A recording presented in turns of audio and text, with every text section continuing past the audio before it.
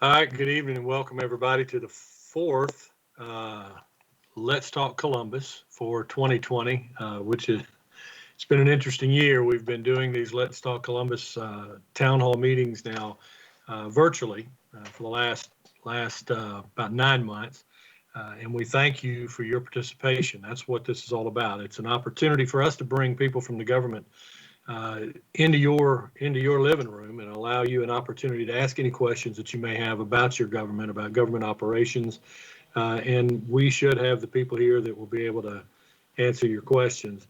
Uh, this Let's Talk began several years ago, and we were committed to continuing it.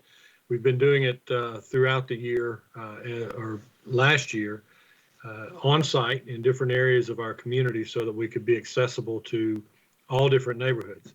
And actually, we found out that although this is a little bit out of the ordinary, and we do miss the personal contact and being able to see you and see everybody else, this does provide an excellent way to reach a lot of the folks in our community. So we are grateful that you're here. I'm gonna give you a quick rundown of some of the folks that are here, and then I'm going to ask our city manager, Mr. Isaiah Hughley, to give you a few words of welcome. But we've got folks here in addition to Mr. Hughley, our city manager. Our deputy city managers, Lisa Goodwin and Pam Hodge, are with us. Our city attorney, Clifton Fay, deputy city attorney, Lucy Sheftall. Our police chief, Freddie Blackman, is here. Parks and Recreation Director, Holly Browder. Public Works Director, Michael Criddle. Inspections and Codes Director, Ryan Pruitt.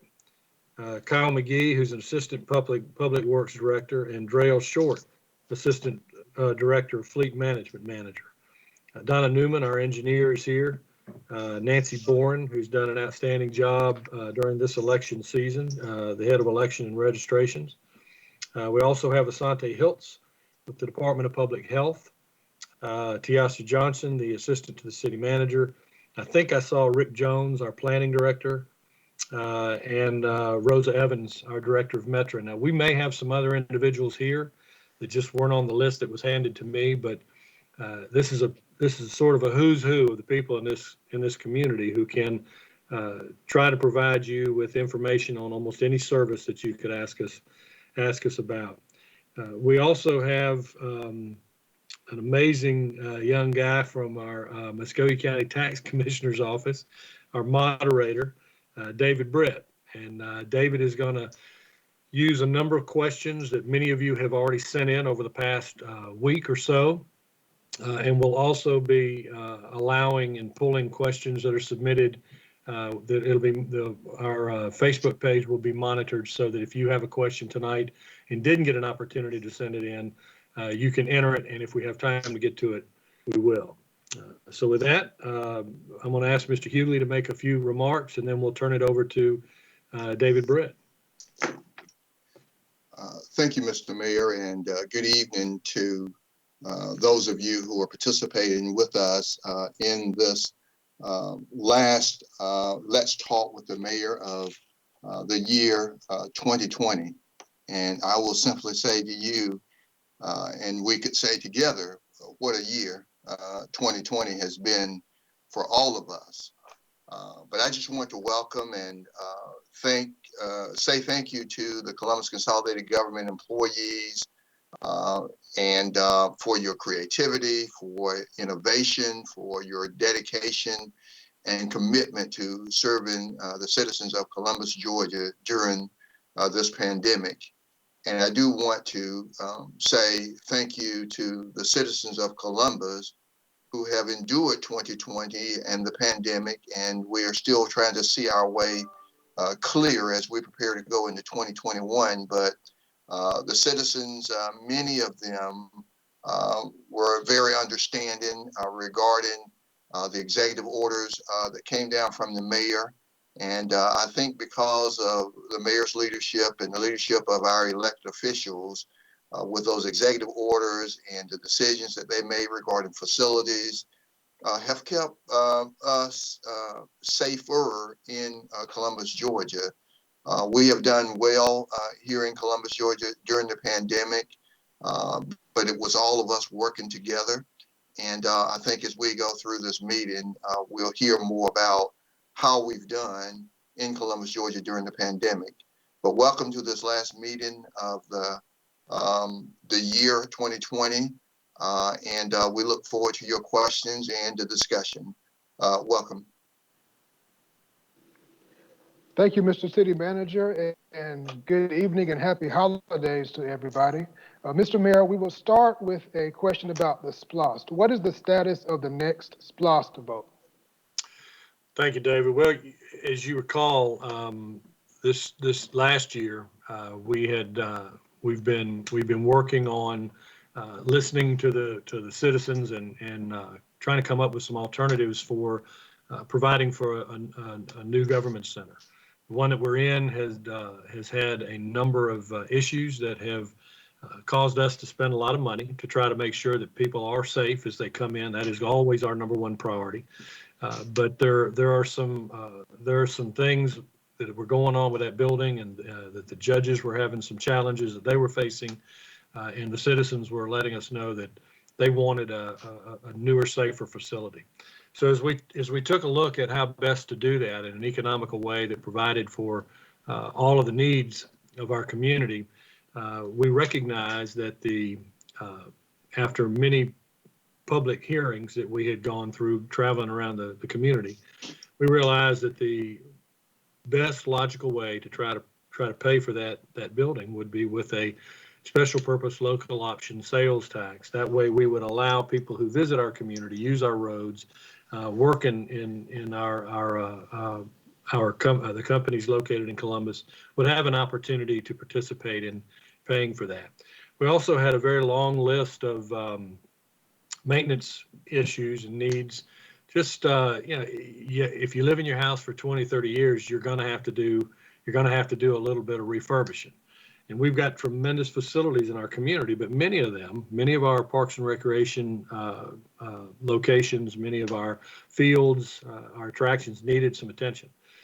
So we did begin to create a list to put on the SPLOST ballot for our citizens to evaluate. Well, when COVID came around, we understood that even though that this is a medical emergency, it did have a significant financial impact, not just to the government, but it hit some of our citizens very hard. Some of them lost jobs. Some of them were really severely impacted by this financially. So we just didn't feel like it was appropriate to ask the citizens to consider a sales tax early this year. So we delayed that. So we will begin going back out to the public in the spring and early summer of 2021 and talk about that SPLOST that we did defer in order for our citizens to try to obtain a little bit of a financial recovery. So we will be going out to the public next year.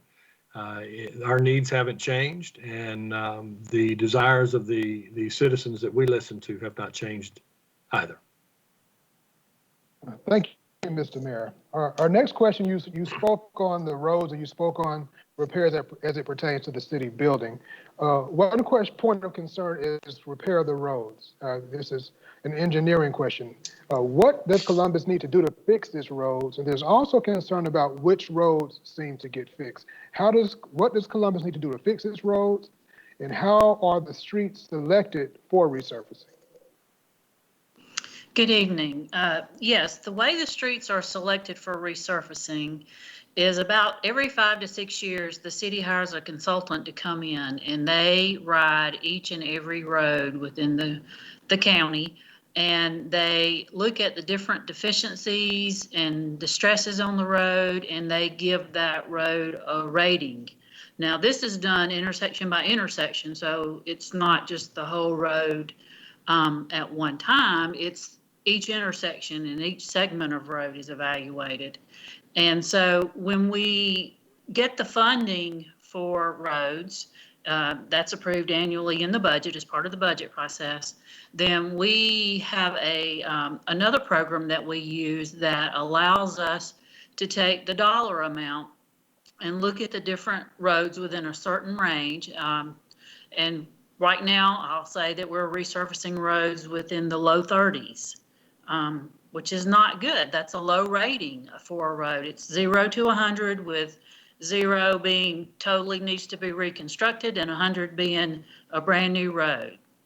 So we look at the funding and we look at the number of streets in that rating, and we develop the list from that. So it's based on the condition of the road. In earlier years, I apologize. In earlier years, it was based on who called in or who reported the road. It wasn't based on independent evaluation. So that's why we went to the program to where we hired a consultant to come in and evaluate the road. Now, things that impact the road are weather, in large part weather. If we have a rainy winter or a very cold winter, that contributes to a number of potholes and a number of distresses on the road. So Public Works is the department that does general maintenance. They're the ones that do the patching and filling of the potholes. The other thing that we do, we have increased our inspection on utilities to make sure that when a utility has to cut a road, they make the proper patch. And if required, if they have to make a number of patches in a general area, we require them to do resurfacing. And that helps seal that area. One thing that damages road is if water is allowed to get into the underneath the asphalt and into the base. So those are the things that we try to watch for and try to make sure that they are repaired and patched properly. All right, thank you. And you mentioned weather and you mentioned water. That leads actually to the next question for Public Works. How does the city prepare for weather forecasts such as projected flood events? Good evening, and thanks for the question. I appreciate that.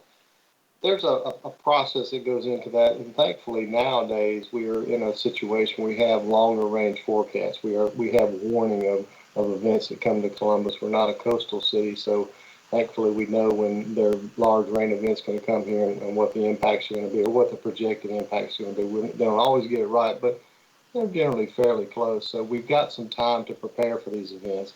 Over the years, we have developed hotspot lists, and we have an extensive list of hotspots in the city that we know are going to be problems during heavy rain events or potentially flood events. So we go to those areas as much time as we have in advance, a week or so in advance. And these areas are maintained all the time. I don't want to give the impression that this is the only time we visit them, because it's not, but they're maintained all the time. But during these peak events, these projected peak rain events, we go to those areas, the hotspots, and check those areas and make sure that we don't have obstructions in waterways or obstructions in storm drains or what have you. And then that's done in a variety of ways. But you can get the idea behind that. And the other thing we do is make sure we're ready. The equipment is ready. We fuel up the trucks. We sharpen the chainsaw blades. We gather up all the tools. We make sure everything is running and fueled up and ready to go. We load equipment up. We preload equipment on trucks. We preload, all the things that we were going to need for that, fuel and oil and what have you we need for the chainsaws or the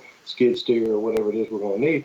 And we have it ready to go. And we also have people on call. We put extra people on call, because a lot of times those events come overnight or in the wee hours of the morning. So we have people on call ready to go, so that as soon as those calls start coming into the 311 center, we can dispatch the appropriate people and equipment right to the places, so that the issues are cleared up as quickly as possible. We don't ever expect that there's going to be no events, but the last few events we've had here, we had a very active hurricane season this year with all the heavy rains that came into the area.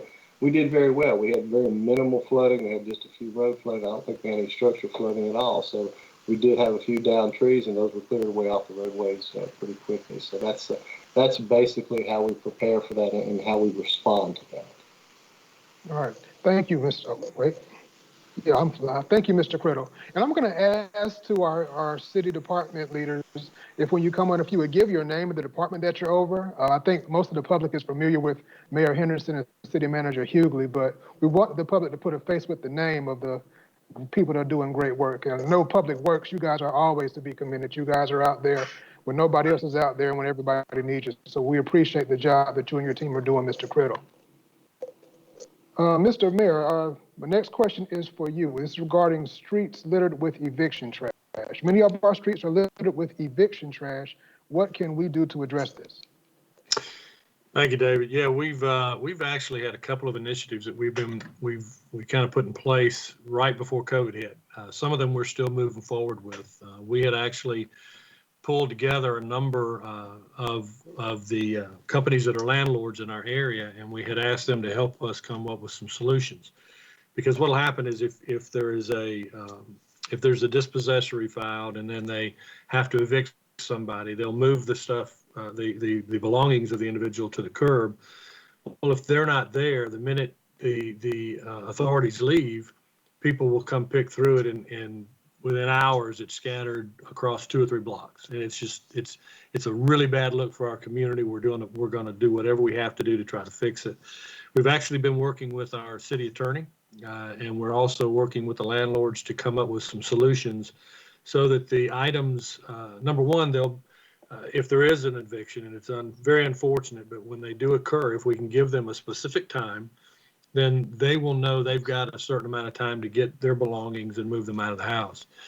And that way, if they've had that opportunity, then there may be an opportunity for us to just put it on a truck and go ahead and take it to one centralized location where they can come by and claim it later. But we're committed to cleaning up the neighborhoods. There's a lot of folks that take pride in their yards, and they shouldn't have to suffer because some of that trash ends up being strewn all the way down the block. All right, thank you, Mr. Mayor. And just a reminder to our citizens who are watching, we are reading questions that have been pre-submitted, and we are also taking questions from Facebook, so please add to the chat. This next question is for you, Mr. Mayor, and I'm going to just read it word for word as it's, I'm not quite sure what the citizen would want it to say, but I don't want to take away from it. It says, what is the city doing to get healthy with public safety and public works equipment that is outdated?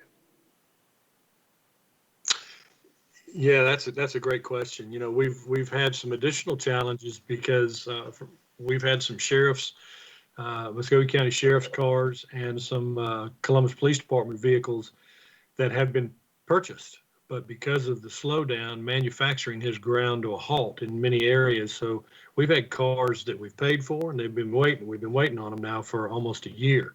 Good news is some of those are starting to come through the manufacturing process. In addition to that, we've had some challenges with our fire department. Those vehicles, just like the police and sheriffs, they take a beating. I mean, they're on the road a lot responding to 911 calls. So we have, it's impossible to overstate just how incredible a job our staff has done this year. During this COVID-19 pandemic, one of the biggest concerns we had, once we did what we could do to deal with the medical piece is, all right, what's this going to do to the finances of the people who live in the community, and also to the general government, because we still had to provide services. Our citizens expected us to do that, and we were committed to doing it.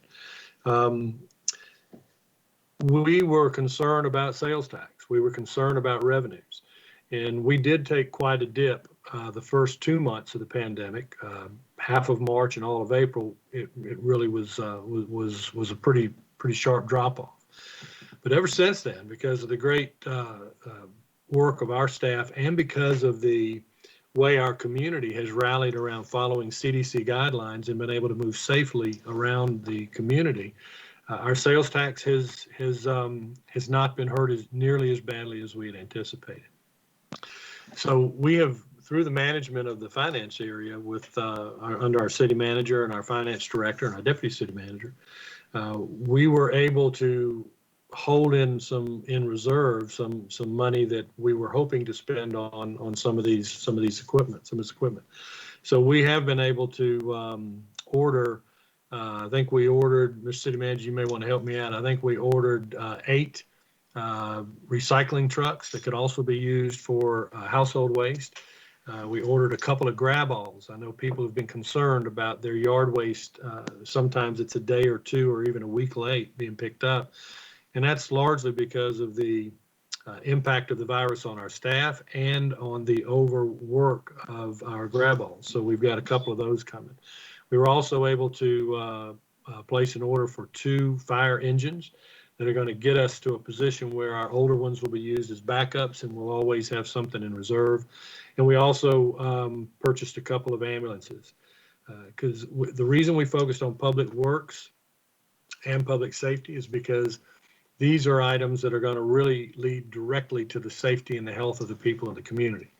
So, we are not through. We've got some more expenditures that we hope to make, but just like our residents, we're watching our budget and we're watching to make sure that nothing impacts us in an unforeseen way over the winter months. Yes. All right. Thank you, Mr. Mayor. And let's stick into the conversation about COVID, because it is unfortunately not going to just magically go away at December 31st. It's going to still be here in 2021. Can you provide us with an update on the numbers and where we are with COVID-19? Yeah, I mean, we watch them, our numbers very, very closely. And as the city manager alluded to, I lay the credit for the level of success we have attained in mitigating the spread squarely at the feet of the folks that live in this community. Because it's tough. It's been tough on all of us. We understand the frustration. We understand that people are tired of not being able to live their lives the way they did in 2018 and 19. But it is very important that we continue to follow the CDC guidelines. We knew, I think everybody anticipated some type of surge as a result of cooler weather, holiday seasons where people got together indoors. And it has occurred. If you watch the national news and even our local news, you'll see that the state of Georgia and our country have experienced a tremendous uptick in positive cases. We have seen our cases go up as well. Right now, today we had, I think, 78 new cases. We're at a rolling 7-day average. In other words, if you average the most recent 7 days, we're averaging right now about 51 new cases a day. Now that sounds high, and it is. We'd like it to be lower, but we're doing so much better than cities of comparable size throughout the state. We did initiate a mask mandate. It was ratified by a vote of council, and I can tell you that if you compare the surge that occurred after the 4th of July, which was our peak, that's the highest we got in cases and hospitalization rate. If you compare the 14 days immediately following the 4th of July holiday and the 14 days that just followed Thanksgiving, we're less than 50% of where we were during the 4th of July surge. So we have had about a little over 500 new cases in the 14 days since Thanksgiving. In July, after the 4th of July, with no mask mandate, we had almost 1,300. So we're not out of the woods. Our hospitals are doing a great job. We are still seeing a fairly manageable number of cases in our hospitals. I think we had 57 today. That changes every minute, but I think a lot of that is due to the fact that our hospitals have gotten very efficient and very effective at treating people who come into the hospital with COVID. I urge people to continue to follow the CDC's guidelines. Dr. Hiltz is on this town hall meeting, and her organization, the Department of Public Health, has done an outstanding job of keeping people informed of what they need to do. I don't like a mask any more than anybody in the community enjoys wearing them. But I do know, I'm convinced that by wearing those masks, it puts us in a much better position to weather not just the medical piece of this, but to keep our economy going. I mean, we're coming up on Christmas, and we've got to continue to be able to support our local small businesses. And the only way we're going to be able to do that is if we're smart and wise about the way we go about our business. Long answer, but it's not an easy short answer to the ebb and flow of the numbers on this thing. Thank you, Mr. Mayor. And that was a good point, that the mask help us adjust to that new normal and help with the economy, that we can continue to go out and shop and eat and still have some semblance of normalcy with just new adjustments. Speaking of the mask, how much longer do we anticipate the ordinance being in effect? And what's the consensus regarding individuals with disabilities who are affected by wearing the mask? Well, first of all, we've complied with the governor's executive order since this began.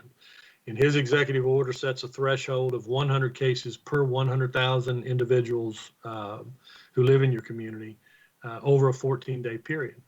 And we actually got below that, and we suspended enforcement of the ordinance.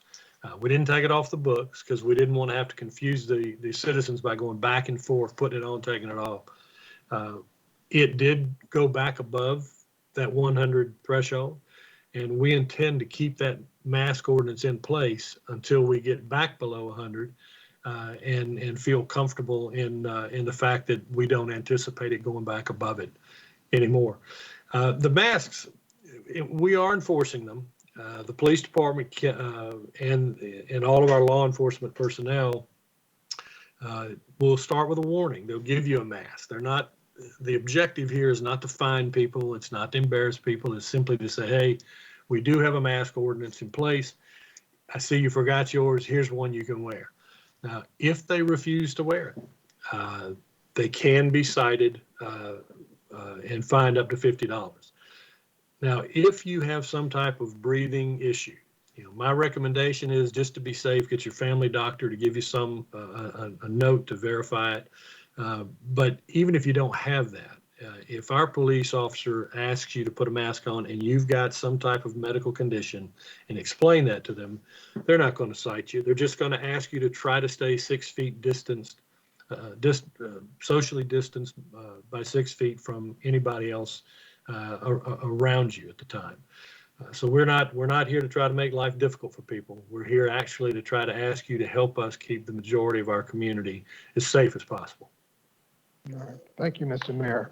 Mr. City Manager, I have a few COVID-related questions for you. Now, Mayor Henderson already touched on some of the financial resources that were affected by COVID. Do you have anything to add to that?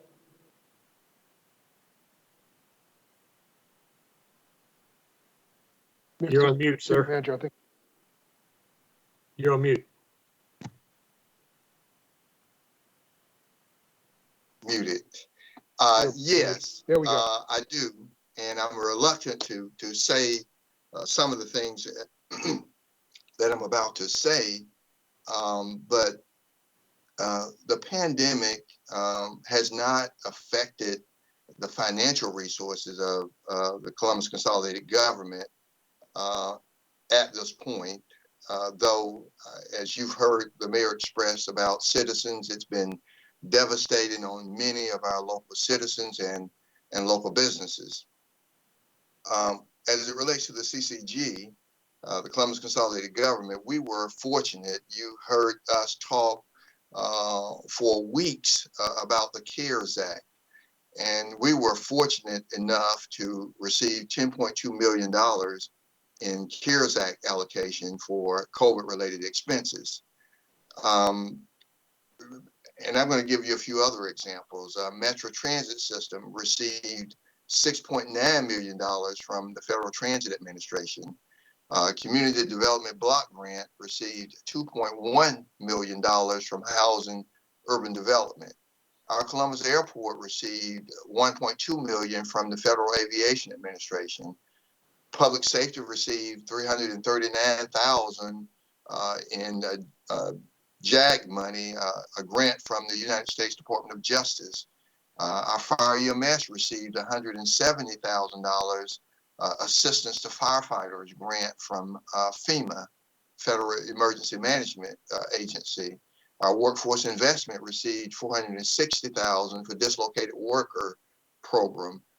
Election and Registration received grants, $623,000 for election assistance during these elections that we have had. So you can see that we've done very well in grants assistance related to the pandemic, and these are 100% grants.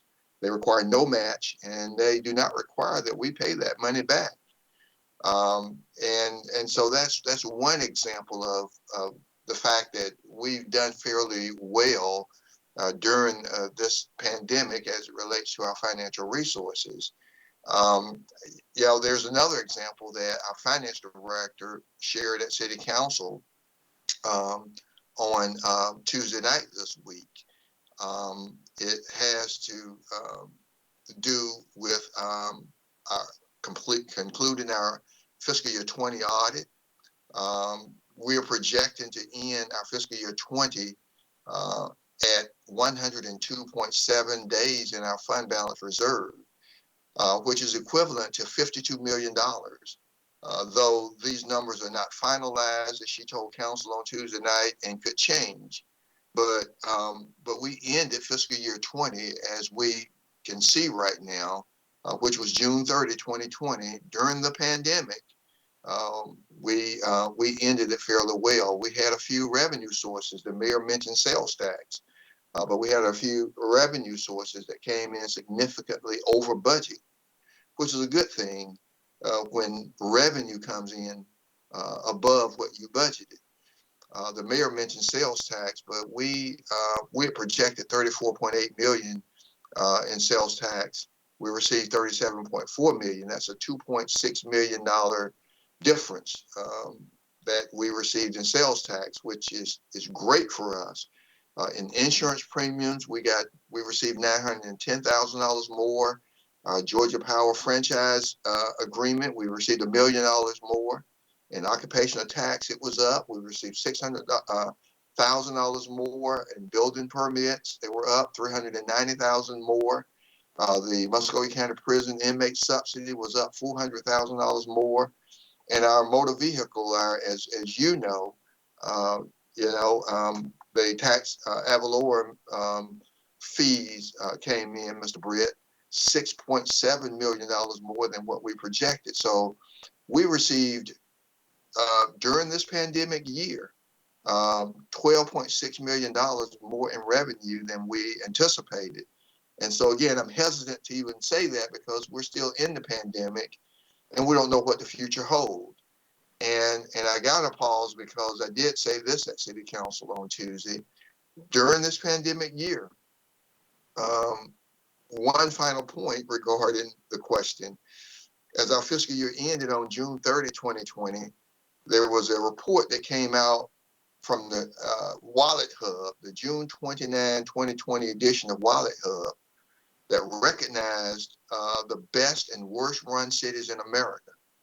And out of 150 cities in America, Columbus, Georgia is listed as the 17th best run city in America.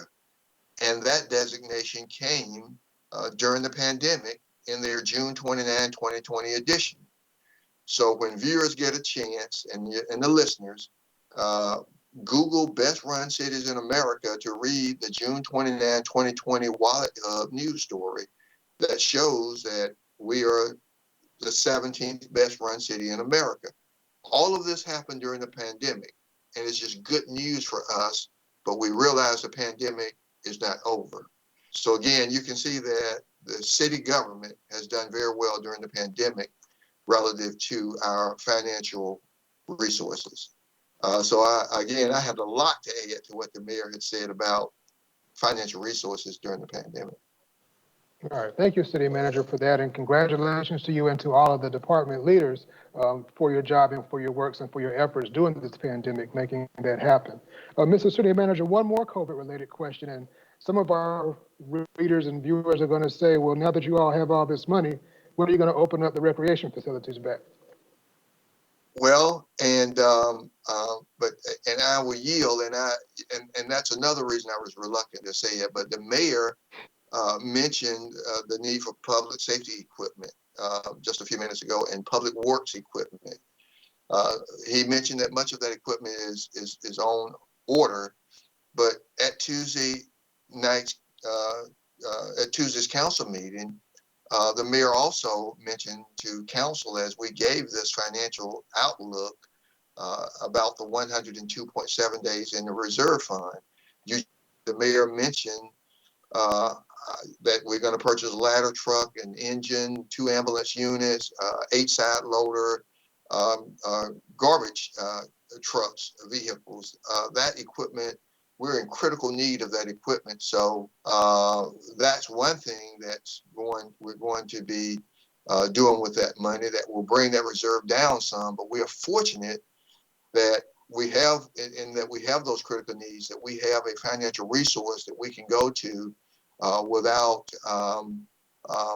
taxing the citizens to try and take care of that equipment need. So that money will be put to good use, and we're going to bring those critical equipment needs back to City Council on next Tuesday to proceed with purchasing that critical equipment that's needed for fire EMS and for public works.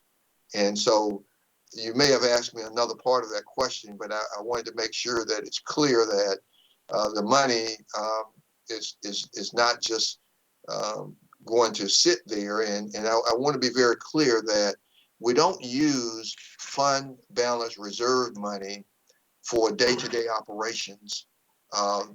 Fund balance reserve dollars are used for one-time purchases, those things that are not recurring, because if you use it for operations this year, then you got to have more for operations next year. And you can't keep going back to the reserve fund for day-to-day operations. But when it's a one-time thing, you buy it and it's done, then that's one good way to use fund balance reserve dollars. So we can't use it for pay raises. We can't use it for things that are just recurring. Want to make clear to our employees and to the citizens about how you use fund balance reserve dollars. And David, Yes. if I could dovetail on that about how they impact some of our rec centers, we meet, the city manager and Holly Browder and Becky Glisson and I meet about every 2 weeks, and we have been doing it on and off during this pandemic. One of the first things we did was shut down some of the large indoor gathering locations for our residents when the pandemic hit back in April. So we closed our rec centers. We closed the Civic Center. We closed the ice rink. We closed the natatorium. And we did all of this simply because we were trying to kind of get our arms around the spread of this thing. We have in a very calculated way, and Holly's here, and I'll defer to her in a moment and let her add anything she wants to add, but in a very thoughtful and calculated way, based on information that she was able to get from recreation experts throughout not just the state, but also the country. And we opened what we felt like we were comfortable opening without negatively impacting the spread of the virus. We still have some rec centers and our senior centers that are not open. We have been, Civic Center has been largely used for outdoor events. We did open the natatorium, limiting the number of people that could access it. And nobody wants these other facilities open as badly as we do. And our intent is to get them open, but we're going to be very careful about it, because had we opened all of these facilities 2 weeks ago, when this surge hit, we would have been put in a very awkward position of having to reconsider and maybe even reshutting them. So we will get them open just as soon as we could. Holly, do you have anything to add? No, sir, Mr. Mayor, you're spot on. Those are the conversations exactly. Just making sure that the health and safety of our community comes first, and that first and foremost, that's what we take into consideration. But we did base our decisions on nationally, what others our size and trends were doing. So yes, sir.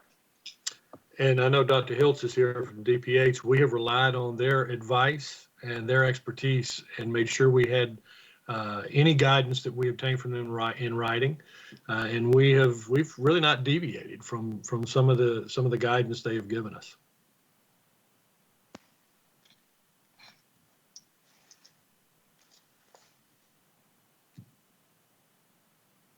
Dr. Hiltz, are you still on? Yes, I am still on. Thank you for And I joining really don't have us. anything to add to that. Got you. Well, just thank you for all of your leadership and all that you have done to help get this city through this pandemic. We really appreciate it. Mr. City Manager, another question for you. The city has implemented an app that citizens can use for various resources. Does that app allow citizens to put in work requests? It does, and I am going to yield to Deputy City Manager Lisa Goodwin to talk about the 311 app, but to answer your question, yes. Thank you, Mr. City Manager. Yes, David, we launched this 311 app in March of this year. It can be downloaded for free in the App Store on the Android and on the Apple Store. Citizens can download that app, submit service requests, and those requests will go directly to the department that the service request needs to be taken care of with. So yes, it is. It's a great app, something that citizens really enjoy. It's Columbus 311. It has a navy blue background and the Columbus We Do Amazing logo on it. So you'll know that you have the right one. So yes, we do have that app, and it's working very nicely. Thank you, Deputy City Manager Goodwin. And again, that's Columbus 311. That's correct. Thank you. Uh-huh. Mr. City Manager, there have been complaints about the frequency of the schedule of picking up yard waste. Some citizens have complained that Fridays particularly seem to be skipped. And what is the issue with the yard waste schedule, and how can it be improved? That's a question that we need to make sure that we communicate with citizens so that they understand. And you just heard us talk about purchasing 8 new side load garbage trucks that are going to be recycling trucks, but it's going to free up some vehicles that we can use in the protrusible waste, household waste area. But we've got the deputy city manager who's responsible for that area, but we've got our new director, Michael Criddle, in this meeting. And so I am going to yield to him and let him answer that question. Thank you, Mr. City Manager. I appreciate the question. It's a valid question. It's something we've been fighting for now for months, even before I got here. And I wanted to give the citizens a little bit insight into what's going on. We're not sitting on our hands. We're actually working on this very diligently. And that's one of the things that today I'm actually happy to report that we're actually caught up on yard waste as of today. Now, that may change tomorrow. It may change the next day. But what we're doing, and the Friday question is also valid because of the fact that Friday, Thursday, and Friday are our largest routes by far. They're very large areas of the city, a lot of tonnage and a lot of geography to cover. So we're looking at several things. First of all, we could divide up part of the Friday route into some other days, and we look at that. That's been done once before about a year ago, and we could look at that again. Some of the Friday route was moved to the Tuesday schedule to try to free up some of those resources, and we're looking at we may do that again. What we do on those days when we do get behind on Friday is we run Saturday. We run overtime on Saturday and hope we can get those picked, the customer service on Saturday. It doesn't always happen, and that's exactly what Mr. City Manager talked about a minute ago. Those 8 trucks, the side load trucks, will be used as an automated process to pick up the recycling.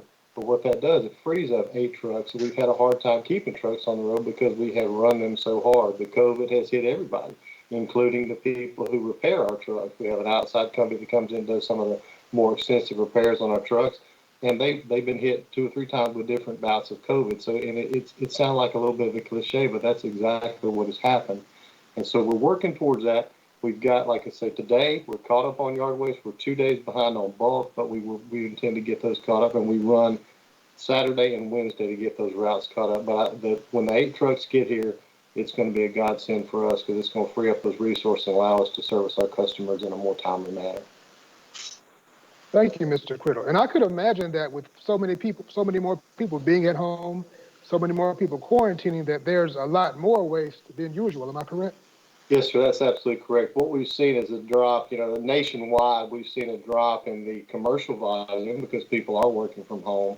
Commercial volumes have dropped 20 to 30%, and the residential rates have picked up 30 to 40%. And that's what we've seen here is about a 30 to 40% increase depending on what week it is.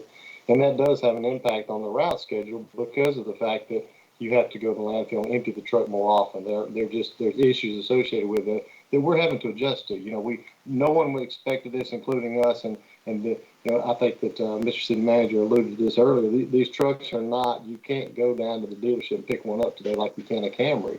You have to wait. These are 3, 4, 5 month lead time items if we're lucky. And that's what we're dealing with right now. Even if we're getting in line is what we're doing. But we're fighting through this. We're going to work on overtime and try to get as much done as we can. But the truck's going to be the big answer to us, the equipment to do the job. Gotcha. Thank you, Mr. Quittle. Dr. Hiltz, have another COVID-related question for you. Right now, a big conversation is vaccines. Do we have plans for the distribution of vaccines in our community? All right. Good evening, everyone. Again, this is Asante Hiltz with the West Central Health District at the Columbus Health Department. And right now, we are waiting for our state Department of Public Health to provide us with the number of vaccines that we will be receiving. So we do not have a quantity yet. And that's one of the limiting factors of our distribution plan. We're working with our Region I partners, our coalition team, so that we can plan using the phased approach that the CDC has already provided, with our healthcare workers being the first priority groups and those other priority groups that are included in that phase 1. So there'll be multiple phases for distribution. We're starting with phase 1, but again, we're still waiting to know what the quantity will be. Gotcha. Thank you so much. This is Dr. Townsend. Another engineering question. Oh, I'm sorry. Go ahead. This is Dr. Townsend. Good afternoon. Good evening. I would also just like to add to what Dr. Asante Hill just made mention of, and that is that those phases are 1A, 1B, and 1C. So it's even further broken down in terms of distribution. We just saw in the news that the vaccine was given an emergency use authorization from the Pfizer. There are multiple vaccines out there, but we are definitely in readiness to receive and make these vaccines have these vaccines be distributed in our community. So thank you. All right. Thank you, Drs. Hiltz and Townsend. Our next question is an engineering related question. What does the city do to address pedestrians crossing our multi-lane roads and highways? Thank you. Just to identify myself, I'm Donna Newman, the Director of Engineering. Yes, a majority of our fatalities related to pedestrians have been on our major corridors, which are owned and controlled by the Georgia Department of Transportation. And I know with each and every one, we look at the location, we review that accident report, and we determine if there's anything that could have been done to assist with that. One of the major problems that we have is, even though we have the proper markings and signal equipment to assist a pedestrian to safely cross the road, many of the pedestrians that have been hit haven't utilized those. So we do encourage people when they're crossing the road to go, if it's available, to a marked crosswalk or where there is an actual pedestrian signal. The other thing that we're doing is the city is expanding its trail system, and we're working with that's a public-private partnership. And so that gives the pedestrians a safer place to walk. And as part of those trails, we also include the proper markings and equipment is necessary to get them safely across the roads. The other thing that we do is we try to do education when we can to reach general populations, like through the schools. We worked with CSU at one time because they had a large number of students that were walking to classes. Of course, we're in a different environment right now, but many of the individuals that have been hit are part of the homeless population, and so sometimes they're a little bit harder to reach, but we do try to educate when we can. I know the police department has done some enforcement to try to draw more attention to how to properly cross a road, and of course we look when we get inquiries from citizens or someone that has a concern. So we also have some corridor studies that are ongoing that addresses specifically pedestrian safety. So we're working in a lot of different areas to try to improve the safety of the pedestrians in Columbus. All right. Thanks, Ms. Newman. Speaking of roads and roadways, this is a question regarding parking in the uptown area. There are more golf carts now in the uptown area. Are there any plans to adjust parking spaces so that those carts aren't taking up full parking spaces from vehicles? Um, Deputy City Manager Goodwin. Okay, I could say that a couple of years or so ago, a few years ago, we did address parking spaces for motorcycles in each of the on the corners of each of the blocks. We have not yet addressed the idea of making or creating parking spaces for golf cars. We will be working and talking with Columbus just to see what the need is. We always work with them and through them because the request typically comes from them in the uptown area. But we'll look at that, talk with them, of course, in conjunction with our engineering director, and then we can see if that's something that they want to entertain. But we certainly will look at it. All right. Thank you, Deputy City Manager Goodwin. Sure. And to the public, if you're just joining us, we are reading off questions that have been previously submitted by citizens. And if you have any questions, feel free to put them in the Facebook Live post, and we will get to as many of them as we can. Now, this is not about golf carts, but a bit of a slower vehicle, people who are in wheelchairs. How can we get wheelchair accessibility, transportation to places like the Department of Motor Vehicles to renew IDs and other places where those who are in wheelchairs need transportation to? Good evening and thank you. I'm Rosa Evans, the director at Metro Transit System, and that is a valid question. First, I'd like to say that public transit belongs to the citizens here in our great city, and we are privileged to serve the citizens, but at the same time, we're tasked with making sure that we're good stewards of taxpayers' money. So just to kind of give you a little history, back in 2012, there was a referendum, tax referendum, where the citizens were, they voted 1 cent sales tax, and that was the T-SPLOST, transportation local, transportation special purpose local option sales tax. So from that, $22.4 million was allocated for Metro. And with that funding, the city hired a private consultant company to come in and do a comprehensive study of Metro routes, the paratransit for persons with disabilities, as well as the fixed route service. So in 2015, that comprehensive study was conducted. The public was involved in it. And from that study, transportation to the driver's license division was not a high priority. So what the consultants do when they come in, they do what's called an OD study, that's origin to destination, and that lets them see where people are coming from and where they need to go. And so they base that on the demand for service, whether it's frequency, whether it's later night service. But from that OD study, there was not a demand for service, at least not on public transit. As we know, most people who go to the driver's license division are, and it's a place that's frequently visited, but they're going to either obtain a driver's license, renew a driver's license because they are driving a vehicle. They are getting a state ID, which in most cases lasts for 8 years.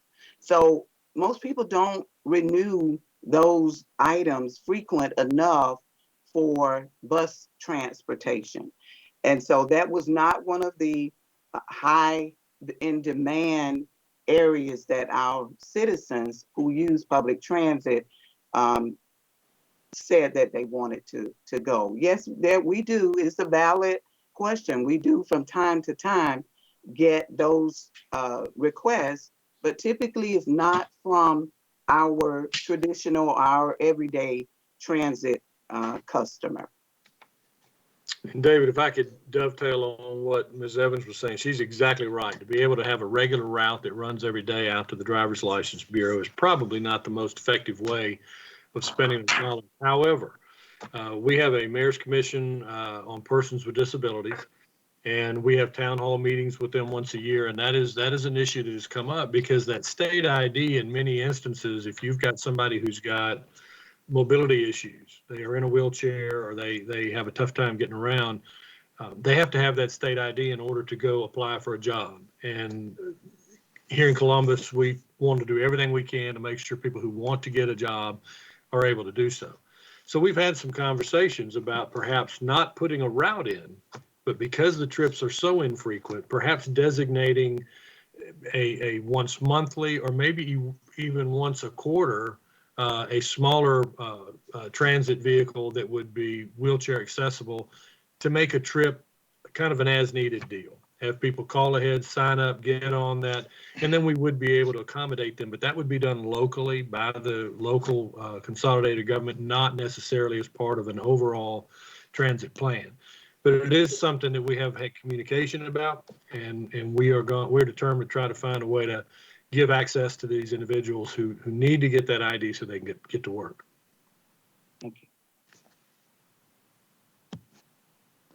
Thank you, Mr. Mayor. This next question is for Ms. Boren with elections and registration. Now, if anybody has had a crazy 2020, you and your team have certainly had an unprecedented election season. And congratulations and thank you for the work that you're doing. When is the next round of early voting set to begin? So thank you, David. Again, I'm Nancy Boren, and I'm with elections. We start early voting this Monday, December 14th. We will be voting from 7 a.m. to 7 p.m. December the 14th through December 23rd, and that does include Saturdays and Sundays. That's the 19th and the 20th. We will also be open 7 a.m. to 7 p.m. We will close for Christmas the 24th through the 27th. We will reopen for early voting on the 28th at 7 a.m. and we will remain open from 7 a.m. to 7 p.m. every day that week except for Thursday, New Year's Eve. We will close at 5 p.m. That will be your last day to vote early if you want to vote before Election Day. Again, that's December the 31st from 7 a.m. to 5 p.m. We will have 4 locations. We'll be at the City Services Center, the Trade Center, Shirley B. Winston Recreation Center, and Salmond Recreation Center. We will not be at the Health Department for this election, and we're currently negotiating a 5th location. I'm not ready to release that information yet, but as soon as we get everything nailed down, it's a possibility for a 5th location. Gotcha. Thank you, Ms. Boren. Have a couple of questions for our Chief Blackman and Chief Blackman, welcome and congratulations on your appointment. Thank you for joining us. Have some questions for you. One, could someone explain the new alarm and permit requirements? Okay, good evening and thank you. I'm Freddie Blackman, the police department. So our alarm requirements began this year, January 2020, and it was put in place to minimize the false alarms that were received.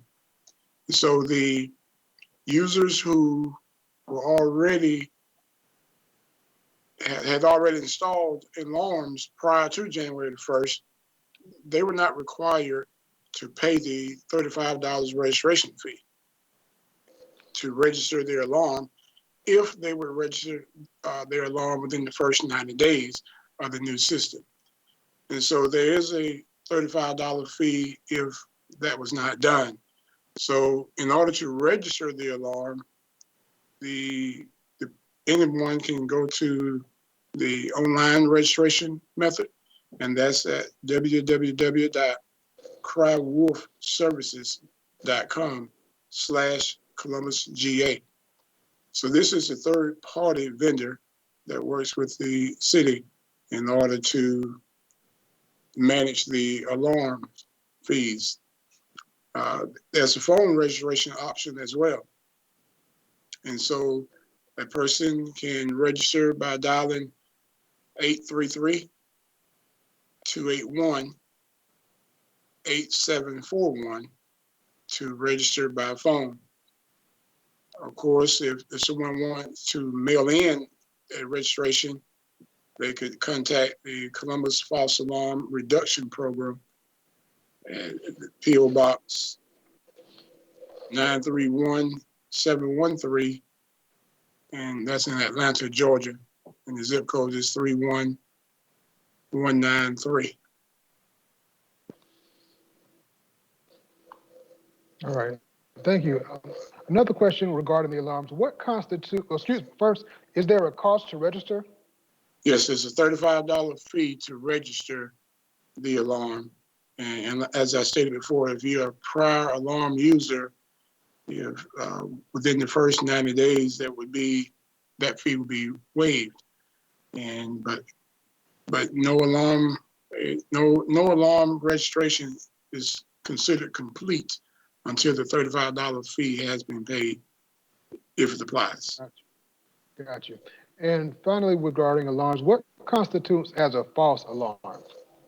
So, to be just simple with an explanation of that, anytime there's a requirement for the police or fire to respond to a residence or business based on an alarm, and upon arrival, if it's determined that there is no situation taking place where police or fire are needed, and that alarm call was not canceled, that's considered a false alarm.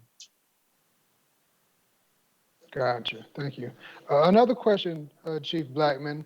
This is regarding phone scams. There seems to be a lot more phone scams going on. How should a citizen handle those? When citizens receive phone scams, they should promptly call 911 to report the incident. They can call 911 and have the officer to come to them.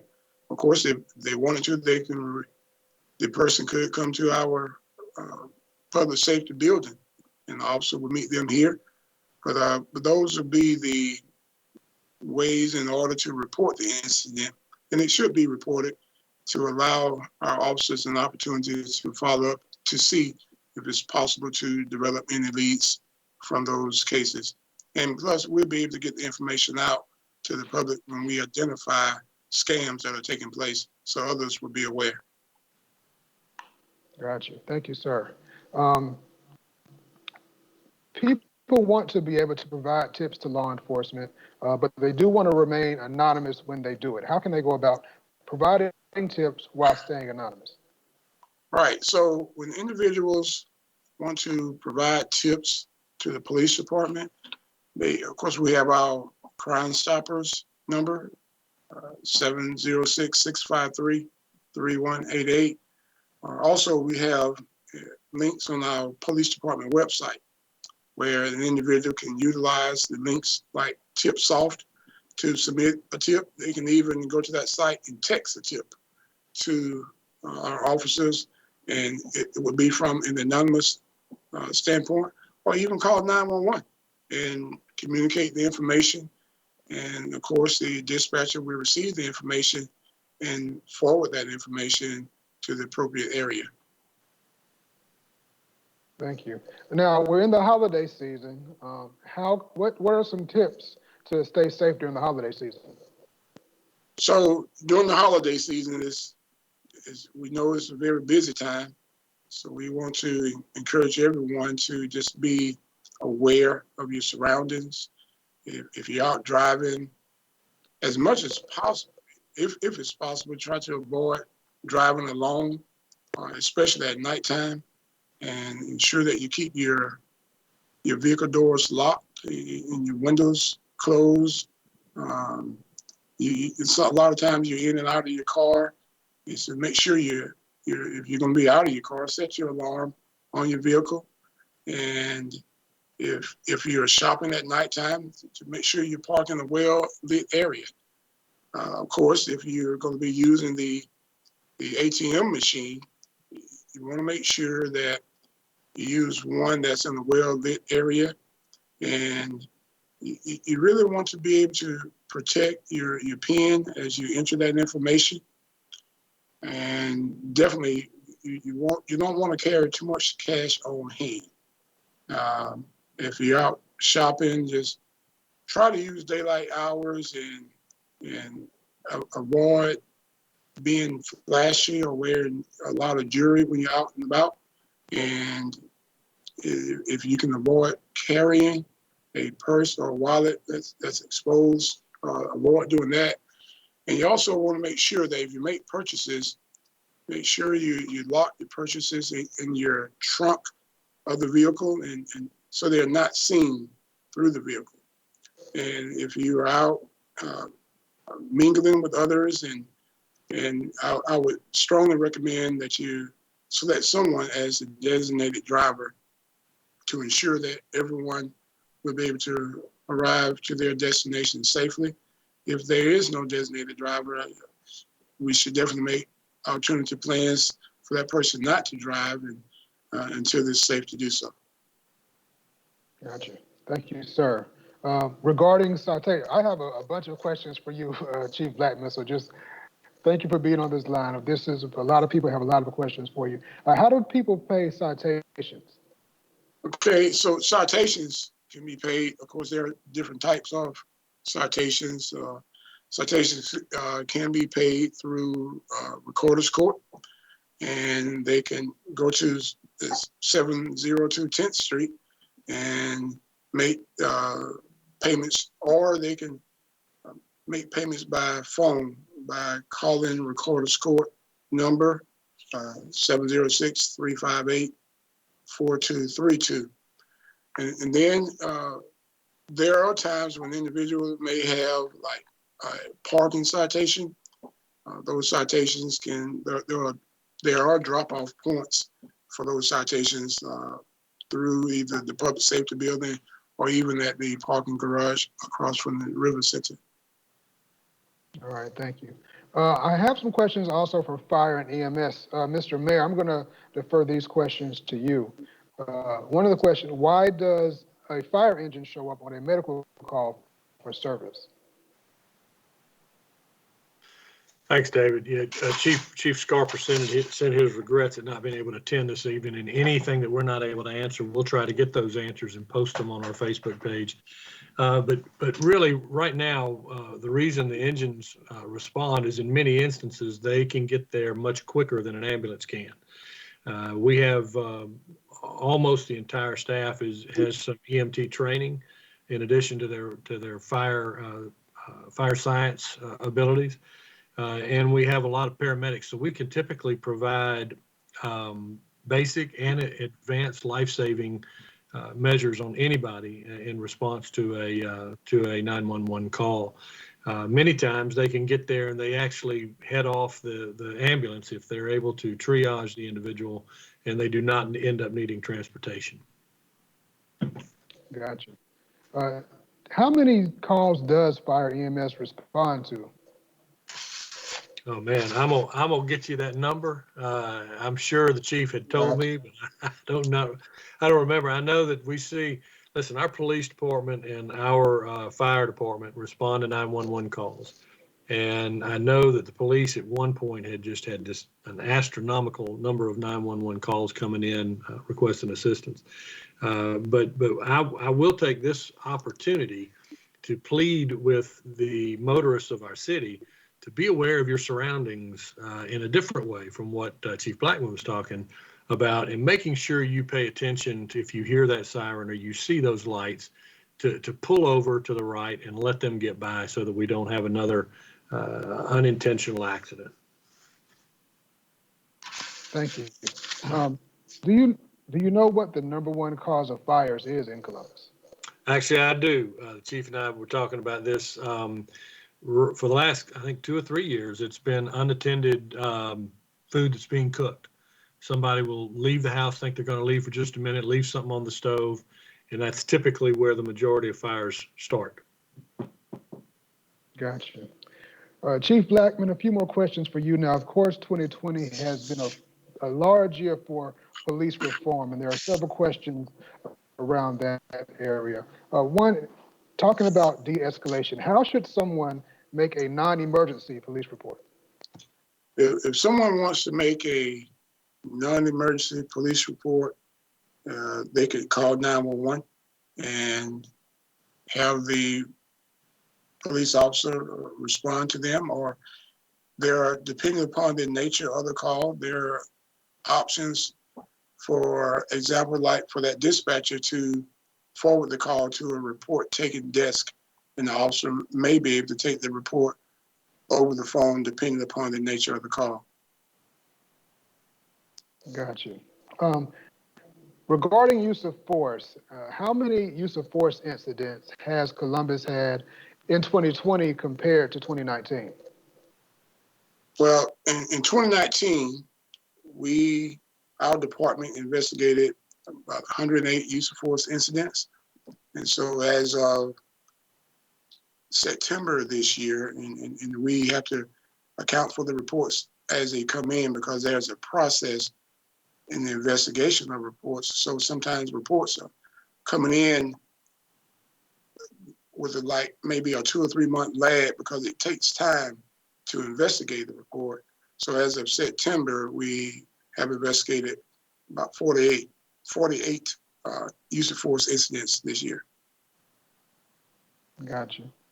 And another concern this year has been the number of homicides. News reports indicate that we will have the largest number of homicides in years for this year of 2020. What is our strategy to reduce this in the future? Right. There are several components to be considered when we look at a strategy for addressing homicide or any violent crime. So several components are needed to address this issue. And so, but from a law enforcement perspective, we will continue to investigate cases, and we will definitely take part in crime prevention techniques to educate as much as we can. And then we will certainly look forward to engage our community and develop partnerships in the effort as we develop relationships. So we'll be able to use information to help prevent violent crimes. And so it's going to take a collaborative effort throughout our community to be able to address this ongoing situation. Thank you, sir. David, David, I'm sorry. Sure. Let me jump in there too, because I think what the chief is saying is obviously is spot on. I mean, he frequently says that it's got to be a multi-pronged approach to stopping any crime, but particularly violent crimes. And just want to remind people that we do have a crime prevention division that operates under a board, Mr. Seth Brown, and they have provided grants to some of these organizations that the chief is talking about at a rate of about $700,000+ a year. So over the last 3 years, we've put well over $2.1 million on the line to try to provide mentor opportunities, education enhancement opportunities, job skills training, just any number of organizations who are working to try to provide a positive option and opportunity to some of the young people who we have seen far too often come across our TV screens because of gun violence. And in addition to that, as the chief said, we've actually met with the DA. Now we're hoping to meet with the incoming DA as well, and the judges, and ask them that if a crime is committed by an individual and they have a gun, that they don't go to get bond. They have to appear before a judge, and they will be sentenced for the gun charge, and hopefully it will be sentenced consecutively, not concurrently. We want to make sure that any individual, particularly these young people in poorer neighborhoods, who wants to take advantage of opportunities to try to improve their life, gain some work skills, get work, we're going to make sure that we have people ready to put them in touch with the right folks to get that assistance. But we have to be clear, if they make a conscious decision that they want to continue to try to earn their money through a life of crime, Chief Blackman has got a number of innovative ideas, and we're going to apply every resource available to make sure that we get them and separate them from their freedom. because we owe it to the people of Columbus to try to make sure that we're doing everything we can to, number one, prevent crime and lift up people and provide resources to folks who are below the poverty line. Our poverty rate is too high in Columbus. But if they elect not to take advantage of that, then they're probably going to meet Chief Blackman and the folks at the CPD. All right, thank you, Mr. Mayor. If someone wants to become a police officer or a member of the fire EMS team, how do they go about doing that? Well, as far as being a member of the police department, which we encourage anyone who is interested, we're definitely seeking to hire qualified applicants.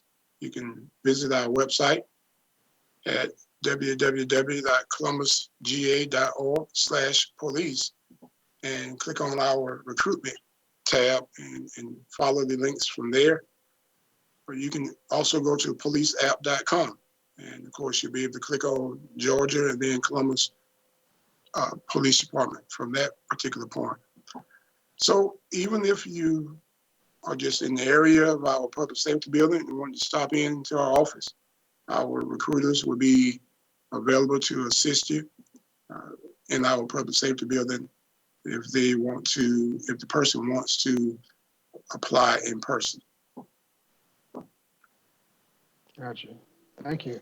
And one more question for you, Chief Blackman. How many 911 calls does the 911 center get yearly?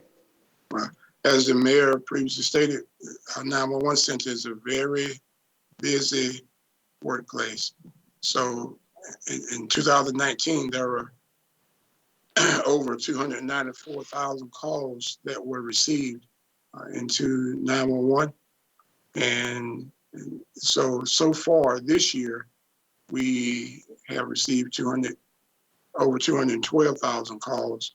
And so on the average, probably over the 3 years period, we received over 280,000 calls that we dispatched. Wow. Thank you again, Chief Blackman, for your service. Mr. City Manager, I have a question for you from the chat. It's regarding, could the City Manager please explain the HR employment process policy that was adopted at Council on Tuesday? What is it, and is this a new policy? You're muted. Sorry, it is not a new policy. We are reaffirming the policy and felt a need to reaffirm the policy because some have over the years have gone astray, if you will, and have started to try and do their hiring kind of independently. In other words, they go out and they seek applications for merit system positions on their own. They then send an application over to HR and say, process this candidate. And that has occurred in some areas, not necessarily in the general government area, but with elected officials over the years. And there's a need to reaffirm that policy to let them know that if it is a merit system position, we require that that position be advertised so that the entire public can see that we have an opening in the Columbus Consolidated Government, so that the entire public will have an opportunity to apply for that job and compete for that job in the consolidated government. And so with this reaffirmation, we will be sending something out to all department heads and elected officials to say that if you have a merit system job, know that if you just send over an application without going through the hiring practices process of advertising to the public, we are an equal opportunity employer. But if you just send an application over and you've not advertised to give the entire public an opportunity to compete for that job, we are not going to place them on the city government payroll. And so it's a reaffirmation. It's not new. Got you. Thank you, City Manager, for that clarification. Well, ladies and gentlemen, that concludes the questions that have been submitted by the public. I'm going to turn it back over to you, Mr. City Manager and Mr. Mayor. And I'll yield to you, Mayor. Well, thank you. Well, first and foremost, let me thank you, David, for another great job trying to herd these cats, making sure everybody is, that the questions are funneled to the right person. Secondly, I just want to thank these amazing employees of the Columbus Consolidated Government. The jobs they do every day are difficult enough, but during the pandemic, as they've had to come into work environments, help the public, trying to be as safe as they can, and yet constantly aware that there's always a possibility of the virus invading their workspace. They've just done, words fail me, they've done an incredible job helping continue to provide services during a very trying time. And last, and actually most important, I want to thank the citizens that have participated in this. The only reason we do this is to try to give access to your government employees so that you can ask questions.